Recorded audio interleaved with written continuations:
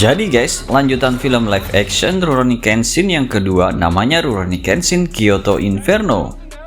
Di sini si Kenshin Himura kembali lagi jadi samurai buat melawan musuh bebuyutannya si Makoto Shishio yang pengen gulingin pemerintahan Meiji buat gantiin dengan pemerintahan yang lebih garang. Bareng teman-temannya Kaoru, Sanosuke, Yahiko, dan Megumi, Kenshin jadi gabung sama pemerintah Meiji buat ngestop rencana Shishio.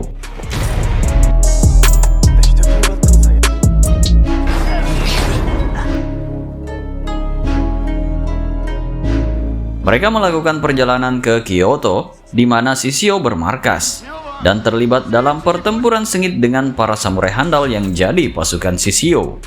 Film ini sebenarnya kelanjutan dari adaptasi live action yang pertama dan ceritanya mengambil setting di era Meiji di Jepang yang lagi rame-rame dengan pertempuran dan konflik antara kelompok samurai yang berbeda-beda. Nah, langsung saja ini dia alur ceritanya.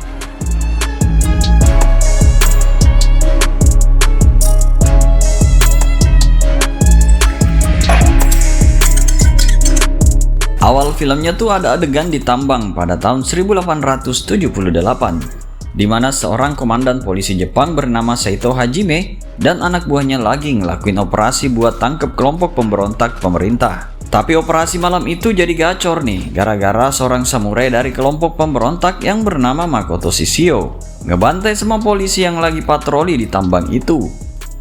Saito yang penasaran nyelidikin serangan itu dan malah ketemu sama si Batosai yang jadi pemimpin kelompok pemberontak itu, yaitu Makoto Shishio. Makoto dulunya adalah Batosai yang dukung partai Shogun. Tapi setelah Shogun digulingin dan era perdamaian revolusioner tercapai, dia jadi musuh pemerintah. Nah, Makoto mau ajak Saito buat gabung sama kelompoknya.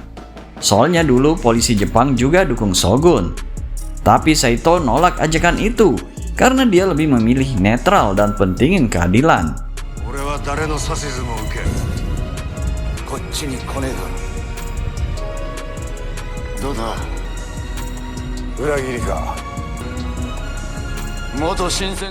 Mendengar penolakan itu, Makoto perintahin anak buahnya buat serang Saito sebelum akhirnya Makoto kabur dari tempat itu.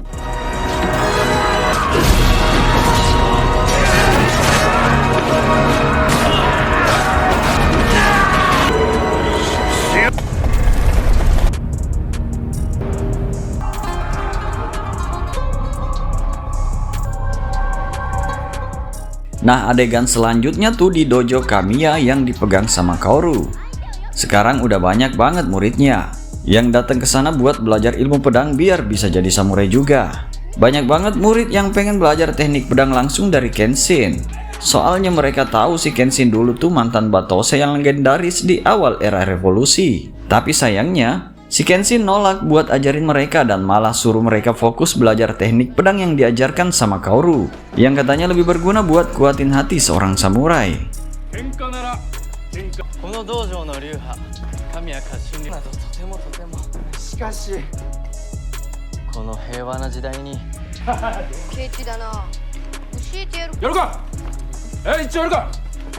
Hari itu si Kenshin lagi sibuk ngejalanin rutinitasnya. Tiba-tiba ada polisi datang minta ketemuan sama dia buat ketemu menteri dalam negeri yang namanya Okubo. Makanya langsung deh, biar tahu maksudnya apa, Kenshin dan Sanosuke buru-buru ke kantornya si Okubo. Pas udah nyampe di kantornya, Okubo bilang kalau dia butuh bantuan Kenshin buat ngebasmi kelompok pemberontak yang dipimpin sama si Makoto Shishio. Katanya dulu si Makoto tuh Batosai juga yang kerja buat pemerintahan Shogun, tapi punya sifat kejam dan ngegak pedang lebih jago dari Kenshin. Cuma Makoto ini benar-benar brutal, rela ngebunuh siapa aja di sekitarnya, gak peduli musuh atau teman satu kubu. Jadinya setelah perang usai, rezim yang berkuasa pada waktu itu putusin buat menjebak dan membunuh si Makoto dengan cara yang sadis.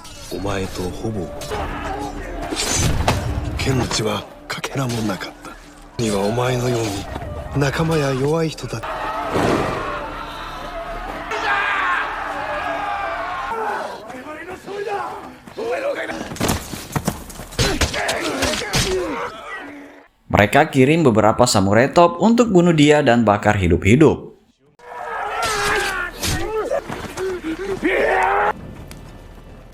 Tapi tanpa disangka, pas si Makoto lagi terbakar, tiba-tiba turun salju dan padamkan apinya. Jadilah si Makoto yang dikirain udah mati ternyata masih hidup. Walaupun badannya parah kebakar, dan sejak saat itu, dia makin garang pengen balas dendam ke pemerintahan baru. Maka dari itu, si Okubo minta bantuan si Kenshin buat stopin si Makoto dan gengnya di Kyoto, biar nggak bikin kacau dan rusakin era perdamaian baru. Cuma si Okubo juga tahu kalau Kenshin udah sumpah nggak akan ngemurder orang lagi, jadi dia kasih waktu seminggu buat Kenshin mikir-mikir tawarannya. Habis Kenshin dan Sanosuke balik ke dojo Kamiya, dia cerita sama Kaoru tentang tugas yang dikasih ke dia. Pas Kaoru sama yang lain tahu kalau itu tugas yang beresiko banget, mereka saranin Kenshin buat nolak aja. Terus lagi, Kaoru takut Kenshin balik jadi si Batose lagi kalau nerima tugas itu. Seminggu setelah itu, si Okubo lagi naik kereta kudanya ke kantor kementerian. Tiba-tiba diserang sama bawahan si Makoto, si Sojiro Seta, dan dibunuh gitu aja. Kan rencananya Makoto pengen gulingin pemerintahan yang ada sekarang. Jadi itu jadi bagian dari rencananya. Setelah berita kematian Okubo nyampe ke kantor kementerian, pengawalnya langsung suruh Kenshin pergi ke Kyoto dan stopin gerak-gerik Makoto. Sambil memperlihatkan kepada Kenshin beberapa petugas polisi yang udah dibantai brutal sama pasukan Makoto. Mereka jelasin kalau Makoto udah nggak terkendali dan harus dihentikan. Nah, si Saito yang ada di sana nyaranin Kenshin buat pergi ke Kyoto buat stopin Makoto dan pasukannya. Abis lihat kejadian itu, akhirnya Kenshin mantap buat nerima tugas yang diwanti-wantiin sama Okubo dulu. Dia balik ke dojo buat ngasih tahu Kaoru kalau dia mau pergi ke Kyoto. Kaoru cuma bisa bengong aja, gak bisa ngelarang padahal takut Kenshin balik jadi Batose lagi. Tapi Kenshin udah nyadar kalau tugas ini beresiko dan berbahaya banget. Jadi sebelum berangkat, dia pamitan sama Kaoru dan ngucapin terima kasih atas semua yang udah Kaoru lakuin buat dia.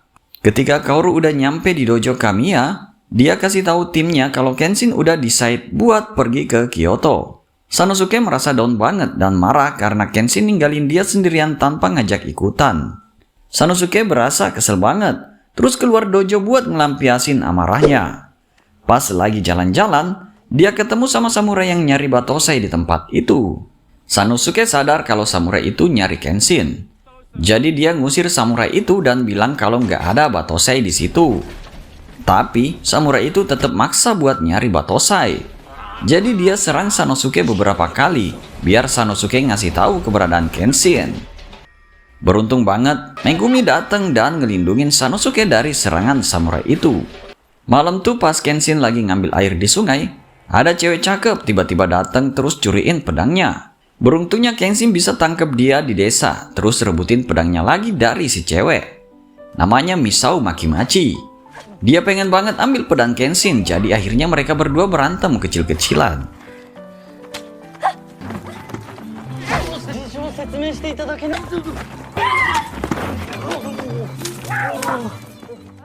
Tapi tiba-tiba ada bocah yang datang minta tolong buat selamatin kakaknya yang lagi sekarat. Karena itu, Kenshin dan Misao langsung pergi buat bantu kakaknya yang ternyata polisi yang lagi menyamar. Besoknya, Kenshin dan Misao keliling desa tempat bocah yang kemarin dibantunya. Tapi ternyata desanya udah parah banget kena rampok anak buah Makoto sampai habis dibakar. Sedih banget deh, apalagi waktu bocah itu lihat orang tuanya digantung di pohon. Tiba-tiba anak buah Makoto datang lagi dan mau bunuh Kenshin yang lagi sendirian.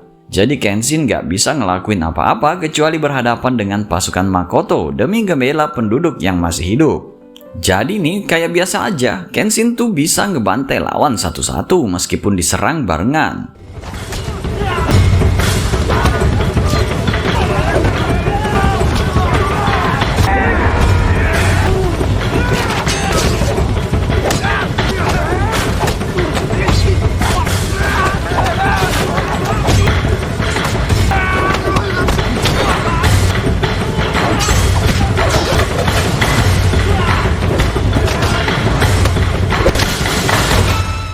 Habis perkelahian yang lama, Kenshin menang tanpa cedera sedikit pun. Tiba-tiba Sojiro datang deket dan ngajak Kenshin buat ketemu sama Makoto.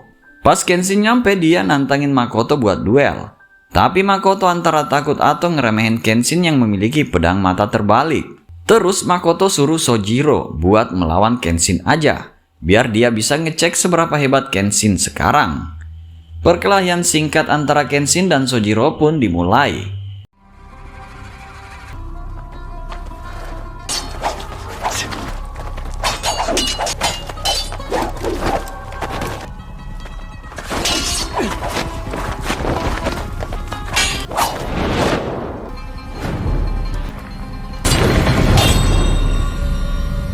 Mereka berdua keren banget dan gerakannya cepat habis. Tapi kejutan terjadi. Sojiro menang dan bisa patahin pedang Kenshin. Dari situ Kenshin ngerasa kalau Sojiro masih lebih kuat dan hebat dari dia. Habis pertarungan, Kenshin kembali ke desa buat nyari Misao sama bocah laki-laki yang tadi udah dia bantu. Tapi pas sampai di sana, ternyata penduduk desa yang masih bertahan malah asik ngeroyok anak buah Makoto yang tadi udah dia kalahin. Mereka malah memprovokasi si bocah buat ngebunuh anak buah Makoto itu dengan tangannya sendiri. Kenshin cepetan ngelarang si bocah buat ngelakuin itu dan ngasih tahu kalau ngelakuin pembunuhan itu nggak bener. Sementara itu di markas Makoto di Kyoto, anak buah Makoto bernama Hoji lagi sibuk-sibuknya siapin barang-barang dan senjata yang bakal mereka pakai buat pertempuran gede nanti. Selain itu, Makoto juga suruh Sojiro buat siapin pasukan samurai kelas atas yang disebut pasukan 10 pedang. Nah, di sisi lain, Sanosuke yang masih belum fit 100% dari cedera dan masih remuk redam saat berantem lawan samurai, kepikiran buat ngejar Kenshin ke Kyoto. Megumi ngasih obat buat dia dan Kenshin. Tapi Sanosuke malah kasih resep obat itu ke Kaoru dan bilang kalau cuma Kaoru yang bisa sembuhin luka Kenshin. Sementara Sanosuke bilang luka dia bisa sembuh dengan sendirinya kalau dia keliling jalan-jalan. Setelah ngejalanin perjalanan yang bikin ngantuk, akhirnya Kenshin nyampe di Kyoto dan ketemu lagi sama Misao secara kebetulan. Terus Misao ajak Kenshin buat nginep di penginapan keluarganya yang bernama Okina. Pas ngobrol-ngobrol sama Okina, ternyata dia dulu anggota samurai regu pengintai pas zaman Shogun, yaitu Oni Wabansu. Okina cerita ke Kenshin tentang mantan pemimpin Oni Wabansu yaitu Aoshi, yang pengen ngebales dendam ke Kenshin karena Aoshi merasa pasukannya dihancurin sama Kenshin. Waktu pemerintahan Shogun digulingin dan diganti sama pemerintahan baru, pasukan pengintai dieksekusi sama pemerintah. Aoshi nganggap Kenshin yang salah karena udah bikin pemerintahan baru ngelakuin kekerasan semena-mena ke pasukan pengintai. Kenshin cuma bilang kalau tujuannya ke Kyoto cuma buat ngestop Makoto. Jadi dia nggak mau mikirin Aoshi dulu. Terus dia minta Okina buat bantuin cari tahu di mana Araisaku, si pandai besi yang dulu bikinin dia pedang terbalik. Malamnya di markas Makoto, Cho, salah satu anak buahnya Makoto, yang selama ini ngincer gerak-gerik Kenshin, ngabarin kalau Kenshin lagi nyari pedang baru dari Araisaku.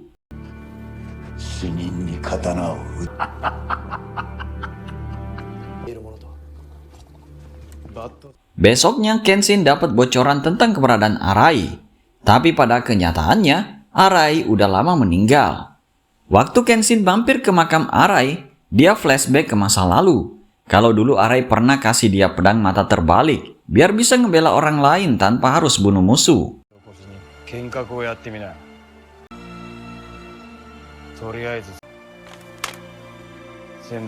Setelah itu Kenshin cabut ke rumah Araisaku buat ketemu anaknya, yaitu Araiseiku, dan minta tolong bikinin dia pedang baru. Tapi nahas Seiku udah lama nggak bikin pedang lagi gara-gara takut bakal dipakai buat kejahatan. Mendengar penjelasan Seiku, Kenshin paham dan menghormati keputusannya, terus dia tinggalin tempat itu. Jadi nih, nggak lama setelah Kenshin pergi, Cho tiba-tiba muncul dengan ancaman dan maksaan buat Seiku supaya ngasihin pedang terakhir yang ditempa sama Araisaku. Tapi Seiku nolak. Akhirnya, Cho ngambil bayinya dan cabut dari situ. Nah, gara-gara itu Seiku dan istrinya langsung ngejar Kenshin dan minta bantuan buat selamatkan bayi mereka yang disandra oleh Cho. Ketika tahu situasinya, Kenshin langsung buru-buru ke kuil tempat Cho nahan anak Seiku, terus minta dia untuk lepasin bayi itu. Sayangnya Cho gak nurut dan malah milih buat serang dan ngebantai Kenshin. Jadinya tarung deh mereka berdua.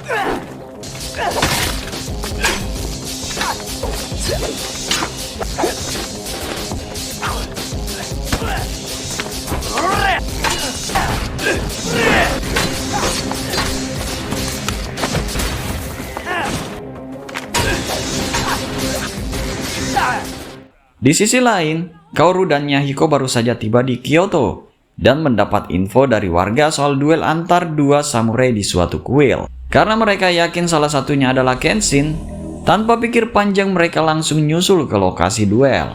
Sementara itu, Kenshin terpaksa bertarung pakai sarung pedang karena pedang katananya udah remuk setelah pertarungan sebelumnya. Seiko yang sadar Kenshin dalam kesulitan mengambil pedang terakhir peninggalan ayahnya di gudang dan memberikannya ke Kenshin. Seiko yakin Kenshin akan berjuang untuk kebenaran, jadi dia pantas memegang pedang itu.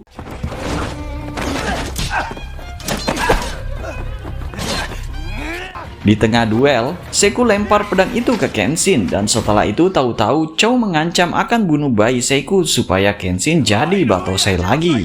Tapi untunglah Kenshin berhentiin Chou sebelum terlambat.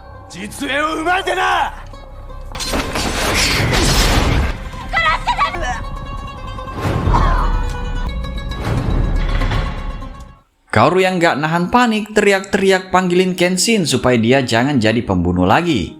Tapi setelah Yahiko deketin, baru kelihatan kalau pedang barunya Kenshin itu tajamnya juga terbalik. Jadi dia belum tentu bunuh Chou. Setelah duel, bayi Seiko selamat dan Chou ditangkap polisi Jepang. Saat tiba di padepokan, Kenshin membuka pegangan katananya dan membaca tulisan di bagian nakagonya yang berisi pesan dari sang empunya. Ia pun menanyakan kepada Arai Saiku tentang katananya itu, dan Saiku mengatakan bahwa pedang Kenshin yang patah sebelumnya adalah bayangan dari pedang yang asli alias pedang palsu. Dan pedang yang dipegangnya sekarang adalah pedang Sakabato yang asli yang dibuat Arai Saku untuk para dewa karena penyesalan bercampur dengan harapan. Dengan pedang barunya itu tentu saja Kenshin dengan penuh optimis bisa memiliki serangan yang lebih kuat lagi saat memakai jurus Hiten Mitsuruginya. Kembali ke Chou yang sedang diinterogasi polisi. Chou mengaku kalau rencana selanjutnya dari Makoto adalah membakar Kyoto pada malam berikutnya yang pastinya sangat berbahaya. Mendengar kabar itu, Saito meminta pasukannya dan Kenshin untuk bersiap menghadapi pertarungan melawan pasukan Makoto. Namun, karena mereka takut kekuatannya sendiri kurang cukup, Kenshin meminta bantuan Okina dan mantan anggota pasukan Onin Wabansu untuk bersama-sama menghadapi pasukan Makoto.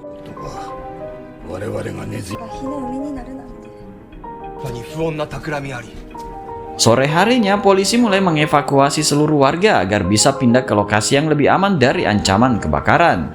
Di situasi kritis seperti itu, Kaoru dan Yahiko nggak bisa duduk manis aja di penginapan. Mereka ngerasa pengen ngebantu polisi Jepang dan Kenshin buat melawan pasukan Makoto yang siap membakar Kyoto. Jadi mereka nekat minta izin buat gabung ke pertempuran. Kenshin sempat nolak karena resikonya sangat besar. Tapi Kaoru ngotot dan akhirnya Kenshin nggak punya pilihan lain selain ngasih restu mereka ikut bertarung.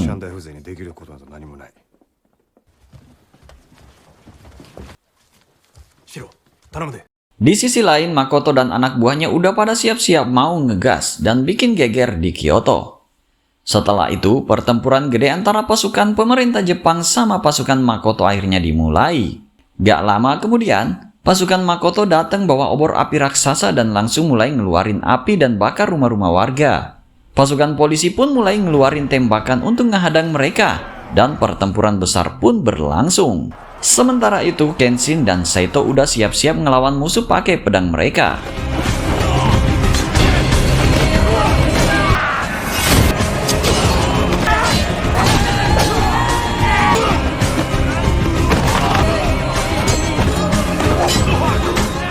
Di lain sisi, Kaoru dan Yahiko berusaha ngehindarin pasukan Makoto dari ngebakar rumah-rumah warga. Dan di tempat lain, Sanosuke mulai menghadapin musuh-musuhnya.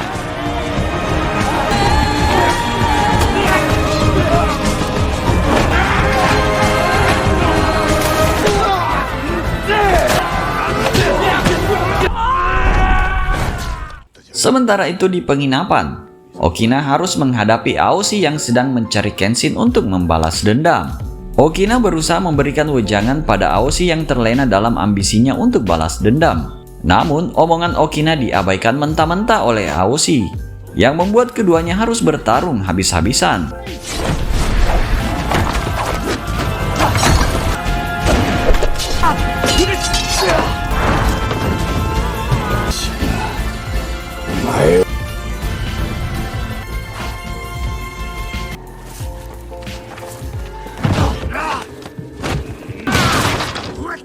Di lain tempat, Misao yang sedang bertarung di medan perang mendapatkan kabar bahwa Aoshi, rekannya dulu, datang ke dojo Okinawa. Tanpa pikir panjang, Misao langsung bergegas ke dojo untuk bertemu Aoshi yang sudah lama tak dia jumpai. Namun saat tiba di dojo, Misao terkejut menemukan Okina yang tergeletak tak berdaya setelah dihajar oleh Aoshi. Ketika sedang bertempur, Kenshin akhirnya menemukan Makoto di medan perang dan langsung mengejarnya. Tapi sayangnya, itu cuma perangkap Makoto buat bikin Kenshin kelabakan.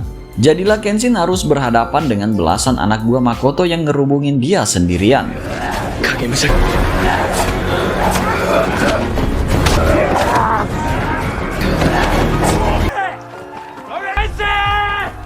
Beruntungnya, Sanosuke nolong dan mereka berdua berhasil mengalahkan musuhnya.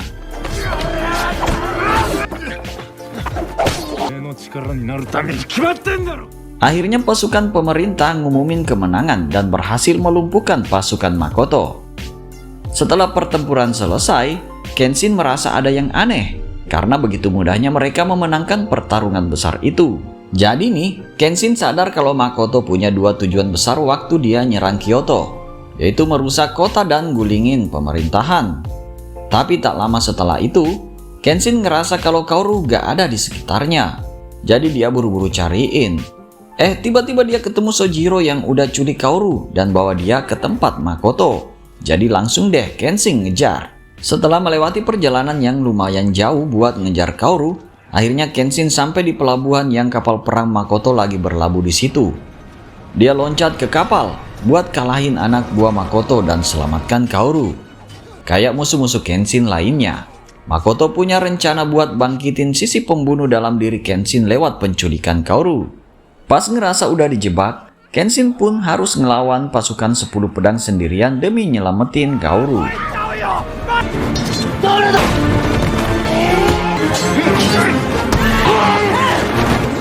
Ketika di tengah pertarungan, tiba-tiba Kenshin melihat anak buah Makoto menendang Kaoru turun ke laut.